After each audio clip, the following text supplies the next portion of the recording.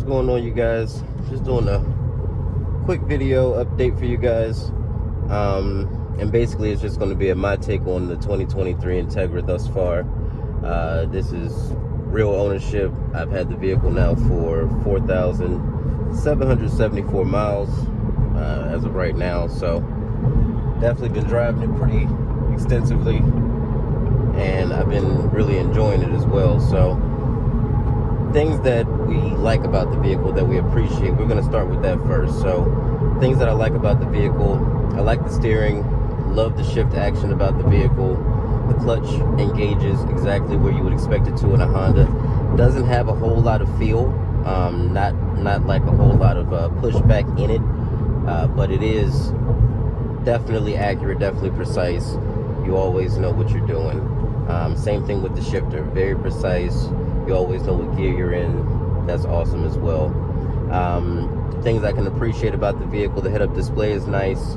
That's a nice feature. Not one that I use, but I can see why people would buy it, buy this particular trim, just for that. But again, nice that it has it. The available heated steering wheel is nice that it's available. However, I do think that it should have just been standard, especially at this price point. Should have just, for a fully loaded model, just throw it in. So they could have done that. Other things I like the way the seats look. I like how they feel. Like the fact that you get two-person memory. The sound system, again, for a vehicle that is sub $40,000, that ELS Studio 3D system is probably one of the best systems you can buy. So very, very impressed with that. What else do I like about the vehicle? I love the fully digital dashboard. Definitely like that as well. I love how it looks. Love how it rides, how it feels, how it handles. Acceleration is good, especially for something on, just this is my daily vehicle, something I drive back and forth to work. Don't need anything extremely fast. Certainly don't want anything extremely slow. This is a nice sort of middle ground. And it's very efficient too, so I love the gas mileage. Doesn't cost a whole lot to fill it up. Even right now, running it on 93, which I've been doing since day one, doesn't cost a whole lot. So you get about 33 miles to the gallon average.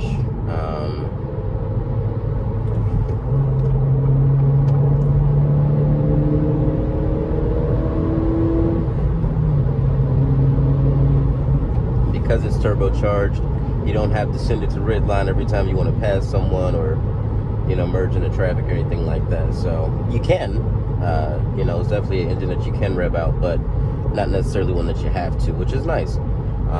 Sort of split personality, and I like that.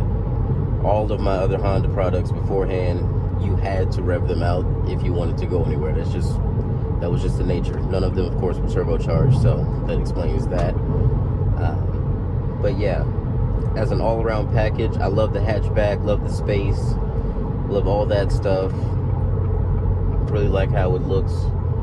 But now we can get into the things that I'm not so fond of. First of all, Acura wants us to believe, and this is first-hand information because we do have to have training and certification if we are to continue to work at an Acura store. You cannot be not certified, but for so long before it becomes a problem. So I had training recently before I went to the Bahamas, and they want me to believe that the reason that they didn't put a rear wiper on this vehicle is because they put it in the wind tunnel and it just showed that it wasn't necessary. It just fell right off the back of the car. Well, I'm just going to tell you now, that's bullshit. As an owner who has driven this vehicle in all sorts of rain, light rain, heavy rain, torrential downpours, it is absolutely a necessary thing to have a rear wiper on this car. And I think that Acura, you guys need to add that for the next iteration of the model year change or whatever you guys are going to do. You need to add a rear wiper. You need to also add, in my opinion, cooled seats, ventilated seats in the front should have been in the fully loaded model as well. And the thing is, you guys were trying to keep it under the $40,000 price range. As you see, people are paying all kinds of money for cars right now. A couple $1,000s more than MSRP for cooled seats, heated steering wheel standard, maybe heated back seats, power folding mirrors, the freaking rear wiper that should be there, you know, maybe a panoramic roof. We would have paid the extra money, Acura. I mean, seriously, it's not that much more for those things, you know. So not very impressed with some of the things that you guys are doing as of late when it comes to feature content.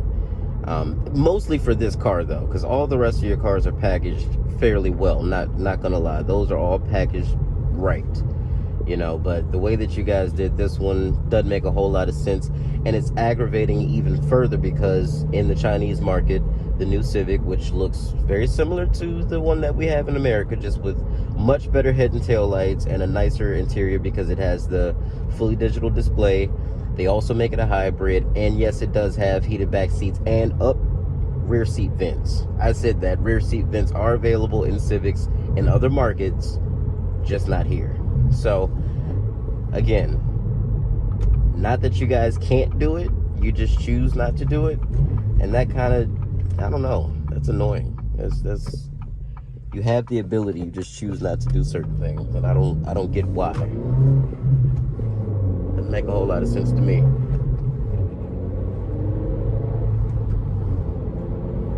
So just want to do a quick mod take video on it. We'll be doing a 5,000 mile update video as soon as that happens. It'll be sooner than later, I'm sure. And just wanted to again provide you guys with real first-hand experience, ownership. I'm not just some person sitting at home, has never driven the car, has no experience with the car, but has all the opinions in the world. That's not me. I own it, I pay for it, you know, so you're getting first-hand information, and it's real, and you know it's real because I work for Acura. But I'm not the type that's gonna make something seem like it's not what it is just because of my affiliation with something. That's just not how I roll. Like, I'm not that friend that's gonna tell you that you're right when you're wrong. You know what I mean? So Acura, I hope you're listening. Make sure that you do those things. Rear seat vents, for one, need to be standard. Cooled seats need to at least be optional. The heated steering wheel needs to be standard on the fully loaded model. You also need to add lumbar support to the passenger seat. I don't know why we're still doing that like it's, you know, early 2000s, but people on the other side might have, you know, back issues too, or just want to get, you know, comfortable. So add that as well. Add height adjustment to the passenger seat too. I don't know why you guys always skimp out on that. That's always been a Honda Acura thing, always. So a couple things that you guys can do, and then the Honda's fine because the price point is different. But if you're gonna have a brand outside of your mainstream brand that is supposed to be performance oriented or luxury oriented, then you gotta come correct, man. You guys are, I feel like you guys are missing out on a lot of market share in many areas that you don't have to be, and you could be really satisfying your customers, who are very loyal, by the way. I know people that have had 20 Acuras in their lifetime. Not that anything was wrong with them, they just loved them. Or they were leasers and they just kept getting lease after lease after lease, or whatever the case is. They continue to come back and spend their money with your brand. Why not take into consideration what we as the consumers who are buying this stuff, getting up every day going to work, or not, depending on what you do for a living. You might stay at home and make your money. Whatever the case is, you earn your living and you spend your money where you want to spend your money. If you choose to spend your money someplace, that place should at least care enough to hear your feedback and take it into consideration. I'll be the voice for the people. So I know for a fact all the things that I mentioned are things that people are looking for. And another thing, the last thing, the Integra definitely should have had some sort of tweak to the engine. Whether that's more boost, whether that be a bigger capacity motor altogether, or different engine. It should have been something to differentiate it just a little bit more from the SI. Now, I know that the SI is a fantastic vehicle, and I would never take that away from it. So I'm not one of those people that's in the comments saying, you know, it's just an SI. Well, hold on. An SI is a great car. What you saying? The SI is phenomenal. But The SI at its price is phenomenal. This at its price is just good in many people's eyes. In my eyes, as an actual owner, it's 10 out of 10. I love it. I love driving it. You know, that's why I got it. So, but for people that are maybe just looking online, they haven't had any experience, haven't had the chance to come in, haven't had the chance to go any place, haven't had the chance, you know, to sort of actually experience the vehicle, then in that case, you're definitely going to want to have it where people like myself have positive things to say about the car, so that they can just take that, if that's the only thing they can get a hold of, you know what I mean? And they can say, okay, well, this guy said X, Y, and Z. And not just because he's a driver, not just because he likes to drive. I'm talking about for the person that isn't going to be driving the car at 10 tenths, you know, ever. They might just like how it looks and how it feels, but if it doesn't have the features they want, you may just turn them off. And you don't want to do that, Acura. So take my advice. I'm only telling you good things. I think it's a phenomenal car, and I love it, but I do understand what people are saying. So make the correction, please. Otherwise, see you guys later. Just want to do a quick video. I'm getting ready to go fry some fish, and I will catch y'all in the next one. Peace out.